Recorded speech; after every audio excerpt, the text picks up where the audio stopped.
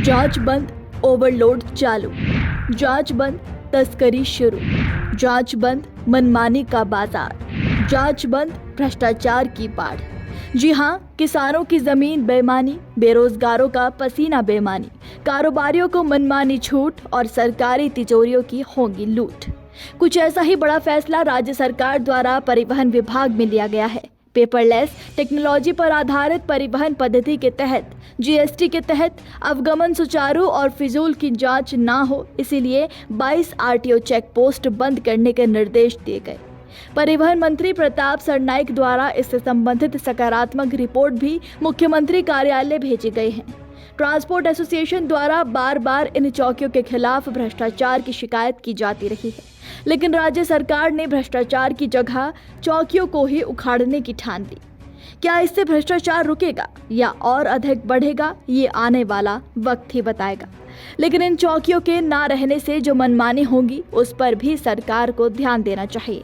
ऐसी सुविधा युक्त प्रशासकीय इमारतें बेकार होकर खंडर बन जाएंगी। ओवरलोड की मनमानी का राज होगा शुरू। वाहन के अंदर अवैध वस्तुओं के परिवहन में आसानी, गोवंश तस्करों और नशे के तस्करों की मौज। सरकारी खजाने में भारी गिरावट, सैकड़ों नौजवान बेरोजगार। सड़कों पर चलेगी जांच, अधिकारियों की जान का खतरा। दुर्घटनाओं में बढ़त, ड्रंक एंड ड्राइव की जांच नहीं। 800 एकड़ किसानों की जमीन और करदाताओं का पैसा बर्बाद। और उस किसानों के परिवार को भी इन चेक पोस्ट पर नौकरी दी गई थी। साथ ही साथ 1200 करोड़ से अधिक जो है यहाँ पे जो निर्माण कार्य में भी खर्च हुआ है। लेकिन अब अचानक सरकार को लगने लगा कि ये सीमा जांच चौकियां बंद की जानी चाहिए। 22 सीमा जांच चौकियों को बंद करने के निर्देश भी जो है ट्रांसपोर्ट कमिश्नर द्वारा दिए गए। लेकिन बेहद बड़ा सवाल अब भी यही है, अगर ये सीमा जांच चौकियां बंद होती है तो फिर क्या सड़कों पर अराजकता तो नहीं उतर कर आएगी? आने जाने वाले सभी वाहनों को पता है कि जांच चौकी से गुजरना है तो वो अपने डॉक्यूमेंट्स अपडेट रखते हैं। ड्रंक एंड ड्राइव के मामले जो है यहाँ जांच करके रोके जाते हैं, सड़कों पर दुर्घटनाएं कम होती है। लेकिन अगर ये सीमा जांच चौकियां ना हो तो गोवंश तस्करी हो, हथियारों की खेप या ड्रग्स, ये सारी अवैध तस्करी बिल्कुल बिना किसी रोक टोक के क्या सड़कों पर नहीं होगी? और भी कई महत्वपूर्ण मुद्दे हैं जिन पर पुनर्विचार किया जाना बेहद जरूरी है। चालकों के बिना रोक टोक यातायात की अगर बात की जाए तो राज्य में तकरीबन 200 टोल बूथ हैं, जिसमें एक वाहन को लगभग 15 से 16 हजार का टोल टैक्स लगता है। उन निजी टोल पर कोई कार्रवाई न कर सरकारी जांच चौकी, जिससे अनुशासन और नियम का पालन हो सकता है, भला उन्हें हटाने के पीछे की असली मंशा क्या हो सकती है, ये तो परिवहन मंत्री ही जाने। और इन्हीं को जो है उसके बदले नौकरी भी मिली थी। अब कहीं ना कहीं उन पर बेरोजगारी की भी जो है बहुत बड़ा संकट आया हुआ है। उन्हीं से जानेंगे क्या सोचते हैं आप, क्या कहेंगे सर? देखिए सर, हम लोग यहाँ पे 13 साल से नौकरी कर रहे हैं और अभी हमें कुछ दिनों से पता चल रहा है गवर्नमेंट की तरफ से कि अभी ये चेक पोस्ट बंद होने वाले हैं। तो हमारे पीछे अभी बहुत बड़ी जिम्मेदारी है, परिवार है, फैमिली है और भी ये बंद होने जा रहा है। तो हम अभी कगार पे खड़े हुए हैं कि अगर ये बंद होने के बाद हमारा परिवार है, हम क्या करेंगे। और ये अभी ये नौकरी की जिधर उधर तो सबको पता है नौकरियां मिलती नहीं हैं। सबकी खेती यहाँ पे गई हुई है, खेती किसी के पास है नहीं। अगर खेती किसी के पास है नहीं तो हम लोग क्या करेंगे? अभी रोज़गार नहीं है, कहीं नौकरी नहीं मिलेंगी, परिवार हमारा क्या करेंगे? ये सब चीज़ें अब हमारे पीछे ये सवाल खड़े हुए। ड्रंक एंड ड्राइव के मामले भी जो है ट्रकों को लेकर वाहनों में आते हैं, तो यहाँ क्या पकड़े जाते हैं? नहीं पकड़े नहीं जाते हैं, बस चेक वगैरह करते पेपर छोड़ दिया जाता है उनको। हाँ, लेकिन हम ये कह रहे हैं कि अगर चेक पोस्ट बंद हुई तो पीकर गाड़ी चलाने वालों की संख्या में बढ़ोतरी होगी कि नहीं होगी? हाँ, बढ़ोतरी होगी। हाँ, बढ़ोतरी होगी। कम से कम यहाँ पर 70 से 80 लोग यहाँ पर काम करते हैं, 13 साल से काम कर रहे हैं यहाँ पर। और 25 साल का बॉन्ड बताया था, उसकी वजह से सब लड़के आशा में है कि सामने चलेगा चेक पोस्ट। उसके बावजूद भी अब आखिरी में बंद हो रहा है ये चेक पोस्ट, तो उसके बाद लड़के क्या करेंगे? बड़ा सवाल है। मुआवजा तो मिला है किसानों को अपने खेती का, लेकिन दिक्कतें हैं, बेरोजगारी का संकट बढ़ा है। जब ये सर्वे हुआ था ज़मीन का तो सरकार ने बोला था कि हम आपको 25 साल के लिए नौकरी देंगे, लेकिन ये 13 साल हो गए हम यहाँ पे काम कर रहे हैं। 13 साल हो गए, 12 साल तो हमारे जब बंद हो जाएंगे तो खाली हो जाएगा। वैसे भी ज़मीन हमारी गई, बेभाव गई है, ज़मीन भी गई, ड्यूटी भी जाएंगी, फिर हम खाली हो जाएंगे, बेघर हो जाएंगे। ऊपर से जैसे भी यहाँ पे आप गाड़ियाँ कोई भी आती है, जानवर की अवैध वस्तु गाड़ी जो भी आती है, जो कत्ल खाने वाली जाती है, उसकी भी चेकिंग होती है, गाड़ियाँ जमा होती है।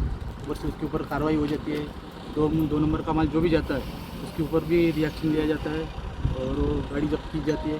और बेरोजगार होने का कारण ये है कि कंपनी जैसी बंद हो जाएंगी, कई लोगों की शादी नहीं हुई है, वैसे भी लड़की मिलती नहीं अगर ड्यूटी नहीं रही तो चेकपोस्ट बन जाए होने के बाद वो तो कुंवार ही रहना उसको। फिर ये सीमेंट के जंगल का क्या करेंगे सर?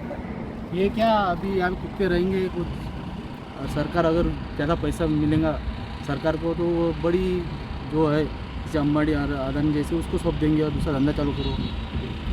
क्या कहेंगे भैया आप? बड़ा संताप दिख रहा है आपके चेहरे पर। सबसे पहले मैं तो ये बोलूँगा कि सरकार ने जो भी निर्णय लिया ये हमारे लिए तो गलत है, क्योंकि हम तो यहाँ पे सब बेरोजगार होंगे, लेकिन सबसे बड़ा है ये यहाँ का जो प्रॉब्लम आने वाली है तो ओवरलोड ज़्यादा बढ़ेगा तो एक्सीडेंट बढ़ेंगे, जो वहाँ जो है रोड में तो वो अनियंत्रित हो जाएंगी। कहीं भी बीच में खड़ा करेंगे आरटीओ तो स्पीड बढ़ेंगी। जो यहाँ पे जो जगह बना है चेक पोस्ट करके ये वो जो है मतलब जो आरटीओ ने बनाया है तो यहाँ पे सारे नियम फॉलो करते वो बाद में यहाँ से गाड़ी सही होकर आगे निकल जाती है तो बीच में प्रॉब्लम नहीं आता। लेकिन अभी ये बंद हो गया है तो पूरे प्रॉब्लम आएंगे। क्या कहते हैं? आरटीओ के डर से सब लोग गाड़ी वाले सब रूल्स में चलते हैं। अगर चेक पोस्ट ही बंद हो जाएगा एक्सीडेंट के प्रमाण बढ़ेंगे। अभी पिछली बार 20-25 गाय को आइसर ने ट्रक ने ठोकर मारी और 20-25 कुचल गए रोड पे। गौ माता का नुकसान हो गया, उनकी डेथ हो गई।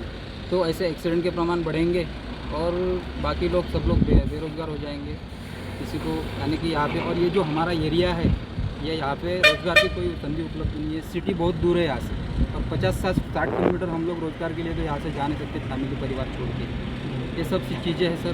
चेक पोस्ट बंद होने के बाद ये ऐसा हमारा बहुत कुछ ऐसा नुकसान होने वाला है। साफ तौर पर हमने देखा जितने चेहरे हैं उतनी कहानियाँ भी हैं। ये ऐसे किसानों के बेटे हैं जिनकी ज़मीनें जो है इस प्रोजेक्ट में गई और उन्हें नौकरी दी गई। उन्हें 23 साल 25 साल तक नौकरी का आश्वासन दिया गया था, लेकिन 13 साल के भीतर ही अचानक सरकार का ये निर्णय कि सारी चेक पोस्ट बंद कर दिया। जबकि दूसरी तरफ जो निर्बाधित जो यातायात है उसमें सबसे बड़ा बाधक है टोल। राज्य भर में तकरीबन 200 टोल है और 26 के करीब आरटीओ चेक पोस्ट, और वो चेक पोस्ट भी ऐसी जो अवैध पूरी तरह से जो सामान की आवाजाही और ओवरलोड को रोकने में सक्षम है। उसे ही बंद करने के पीछे आखिर सरकार की मंशा क्या है? नमस्कार, मैं हूं मानक गुप्ता। अगर आपको हमारा ये वीडियो पसंद आया हो तो इसे लाइक और शेयर जरूर करें और हां, हमें सब्सक्राइब और फॉलो करना ना भूलें ताकि आप देश और दुनिया की कोई खबर मिस ना करें। तो जुड़े रहिए हमारे साथ और देखते रहिए न्यूज़ 24।